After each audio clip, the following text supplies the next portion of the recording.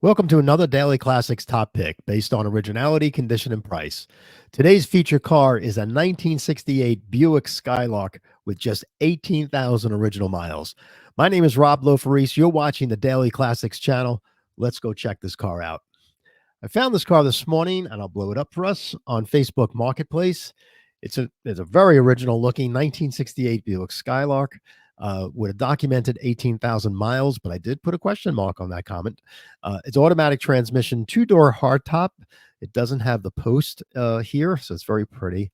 And the seller is asking $18,500, and it's located in Plymouth, Massachusetts. Just like the 68 GTO and the 68 Oldsmobile 442 we featured last week, this Skylark is the first year of the second generation A body that ran from 1968 to 1972.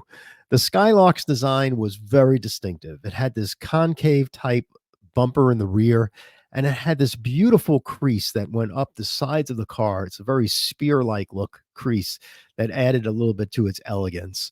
It had two doors, only came in the hardtop feature for the Buick, where other brands offered the two-door post design, but this is just a hardtop. So when you drop those two windows, you have this open space here, and it's really very pretty. I'm not sure how it's possible, but this feature car looks to be a rust-free time capsule. It's parked in Massachusetts, and it has a New York State plate. I'm thinking the car is powered by the Buick 350 cubic inch engine. It's that at that time it was about 230 horsepower, and it came standard with a two-barrel carburetor. Its asking price is on the high side. However, it would be fun owning this car and just driving it as is. Let's get involved in the actual ad and see if we can tear it apart a little bit.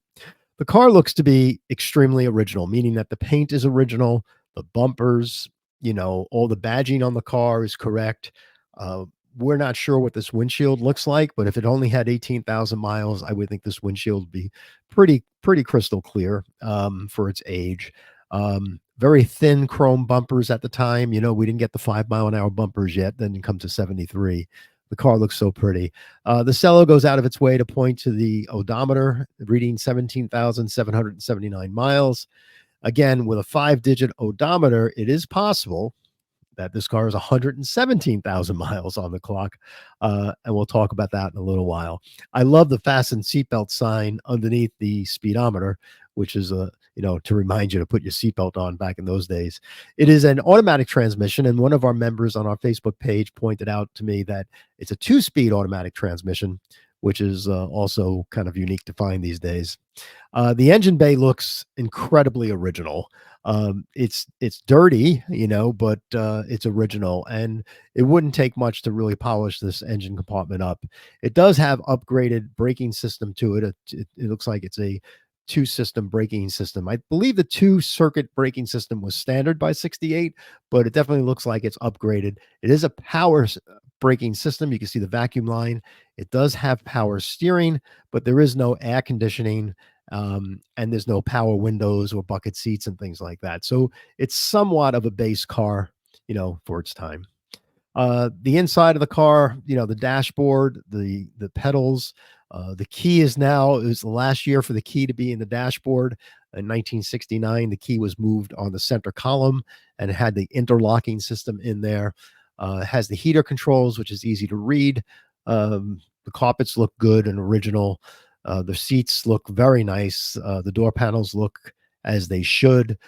I love the little, vent window had its own little rollout feature, which was standard back then for General Motors. And now we'll get into a little discussion about how do we know this car has 18,000 miles? Well, you really don't, not yet anyway.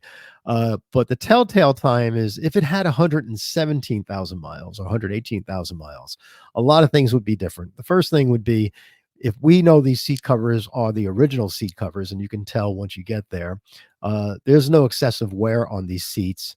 The steering wheel looks to be very original too. And things that you would grab and move around, you can see the excess wear and tear on a gear selector with 18,000 miles versus 17,000 miles. Also, the dashboard is really in nice shape and all. It has the original radio. On the outside, it would be hard to tell how many miles are on the car because it could be a garage car, right, with 118,000 miles. But on the inside and the engine compartment starts telling you a little bit about the car.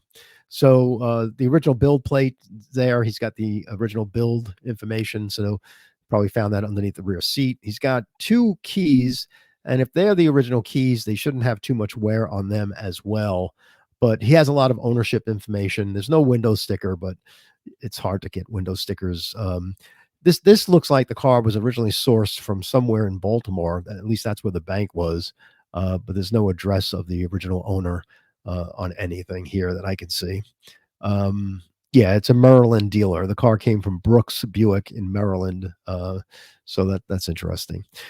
But overall, what I can tell is that the car looks to be an original car. Does this engine bay look like it's 18,000 miles or 118,000 miles? That's hard to tell, right? You really can't tell until you pull out, take a rocker arms off, take the valve covers off and dive in a little bit.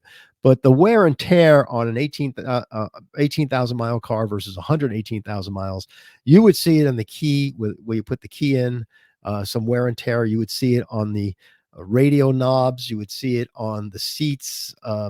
You would see it on the pedal here where, the carpeting where you put your pedal on. The gas and the brake pedal look original.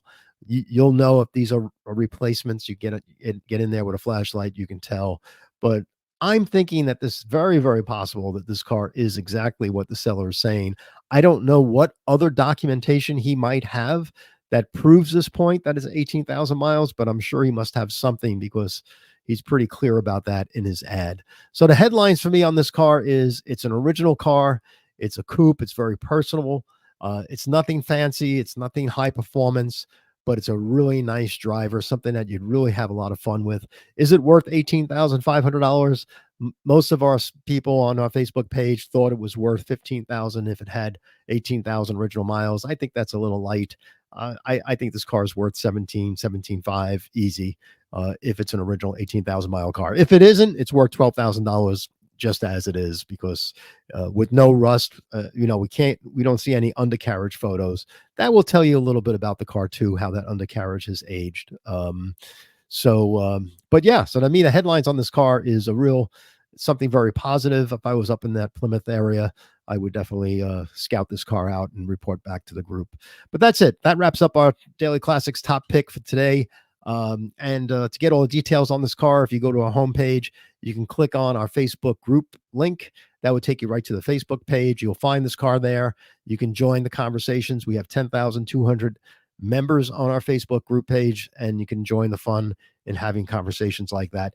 If you like this channel, please subscribe to the channel. That helps us as well. Please give us a thumbs up if you like the content, and share with friends that love cars.